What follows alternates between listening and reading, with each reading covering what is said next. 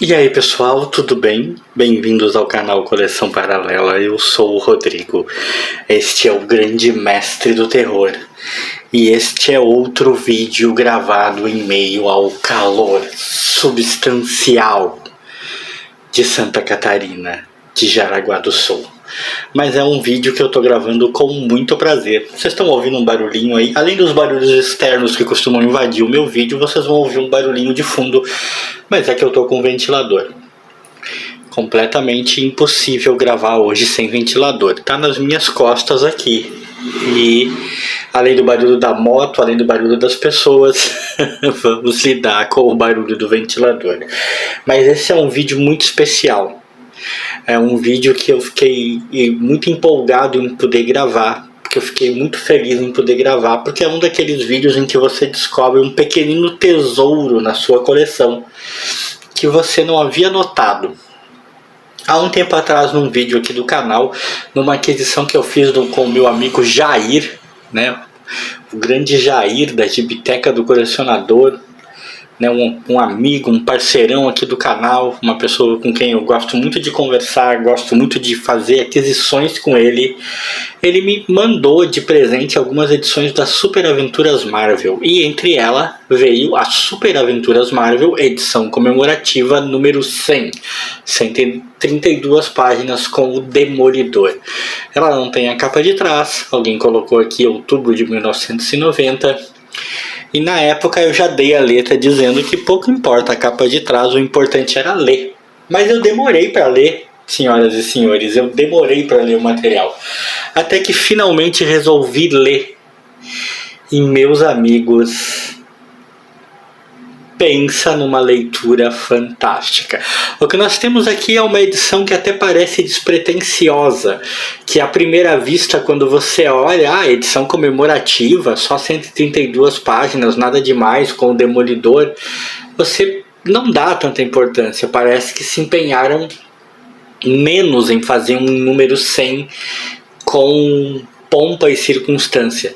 Mas o que nós temos aqui dentro é uma verdadeira viagem por inúmeras fases do Demolidor.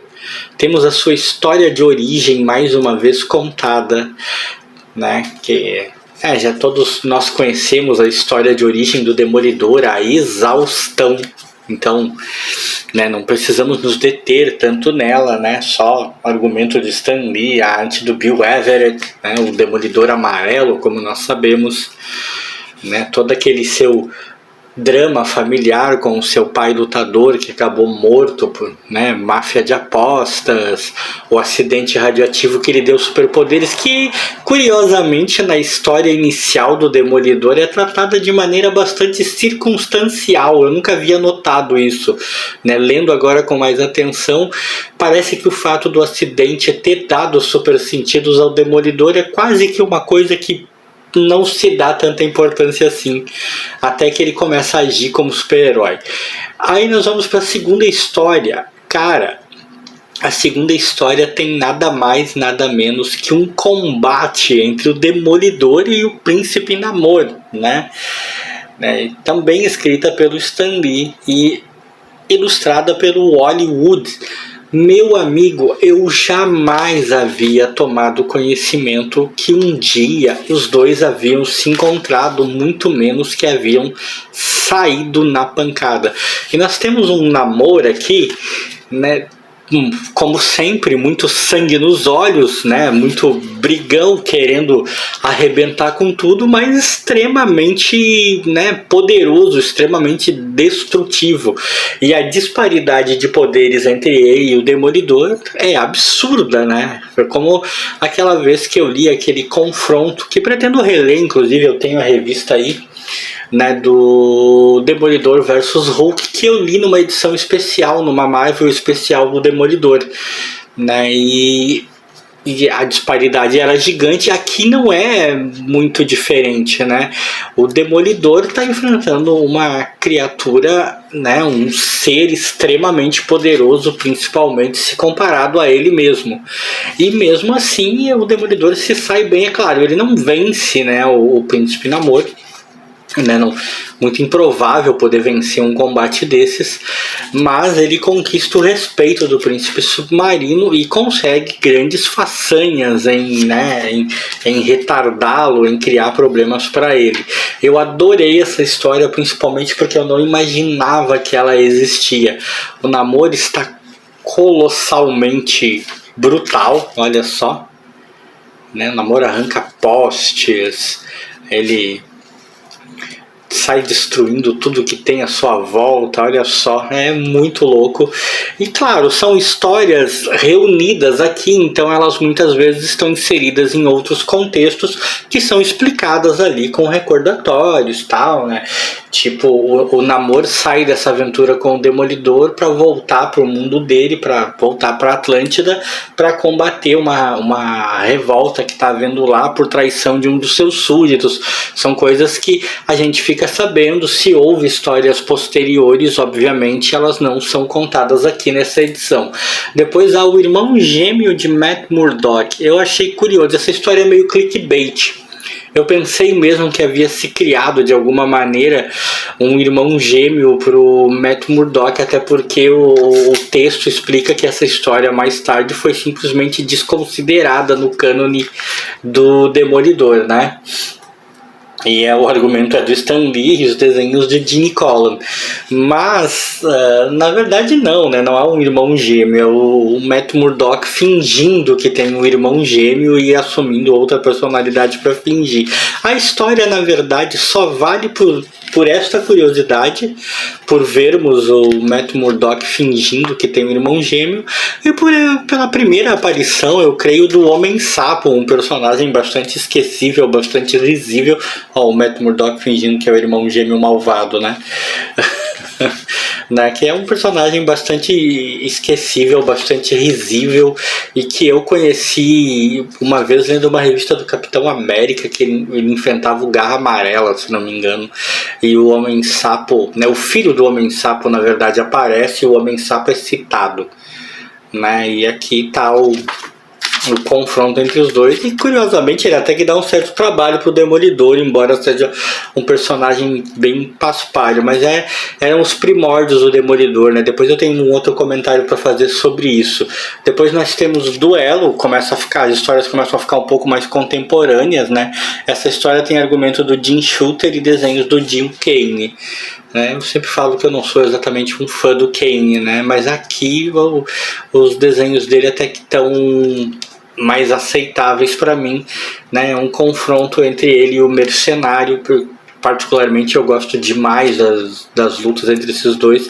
A primeira vez que eu li uma história do Demolidor na minha vida foi um confronto entre os dois, e terminava com o Mercenário jogando o Demolidor de um prédio, né? Então pode imaginar como foi interessante para mim. Mas em si, enquanto história, não chega a ser uma grande história, a não ser pela curiosidade em que o Demolidor por algum tempo perdeu o sentido de radar e estava enfrentando o Mercenário realmente às cegas.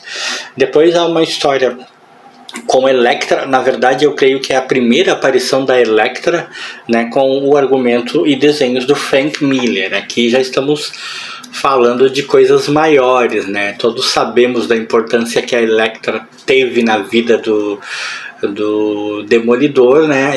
Mas aqui nessa história ela ainda não tinha essa importância, foi a aparição dela.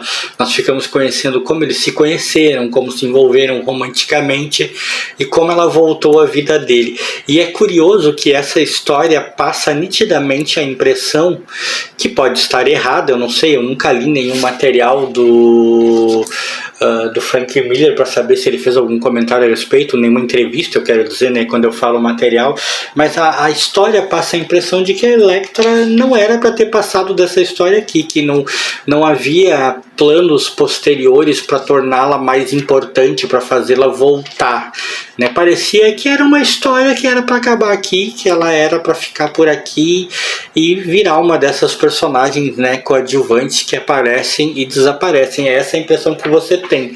No entanto, todos sabemos da importância dela, né?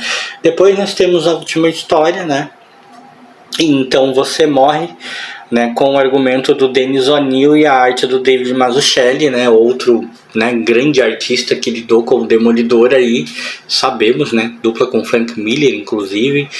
E ele enfrenta um dos meus vilões prediletos do Homem-Aranha, o Abutre, que já é bem legal pra mim, né, só o fato de poder vê-lo enfrentando né, ver o Demolidor enfrentando um vilão do Homem-Aranha e um vilão assim tão inesperado.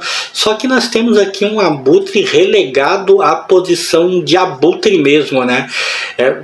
Dá-se a entender várias vezes que ele tá fedendo, que ele cheira mal, que ele faz uma espécie de ninho. É um Abutre realmente ligado ao animal e ele está roubando túmulos. Tipo, desceram o Abutre pro fundo do poço, né? Essa parte eu achei até meio estranha, eu não curti muito ver o Abutre ser tão relegado assim. Como curiosidade adicional, fica também que a gente percebe que nos primeiros momentos, nas primeiras histórias do Demolidor, né, na sua primeira fase, ele era um herói muito querido e respeitado pela polícia, né? Aquele tipo de herói que os caras dizem, não, deixe com o Demolidor, olha, o Demolidor nos ajudou, os caras gostavam dele. Sabemos que mais tarde, no futuro do Demolidor, essa relação já não seria assim tão harmoniosa por tudo pelo qual ele passou. O Demolidor se tornou com o tempo um dos meus personagens prediletos da Marvel, embora eu nunca tenha conseguido pensar em colocá-lo no meu panteão máximo de heróis. Mas isso vem mudando ao longo do tempo, foi mudando ao longo de oportunidades que eu tive de ler o personagem. Claro, tem fases dele que eu não gosto, aquela fase com um uniforme meio cinzento, eu acho bem estranha, mas essa edição aqui em especial é maravilhosa. É uma daquelas coisinhas simples que a Abril fazia, sem grande pompa, sem grande circunstância, né, sem ser chamativa, sem capa dura, não sei o que, mas que era simplesmente um primor. Essas edições comemorativas da Abril são ótimas e eu sou muito feliz por ter essa. E se você gostou desse vídeo, like aí pra mim e pro mestre do teor.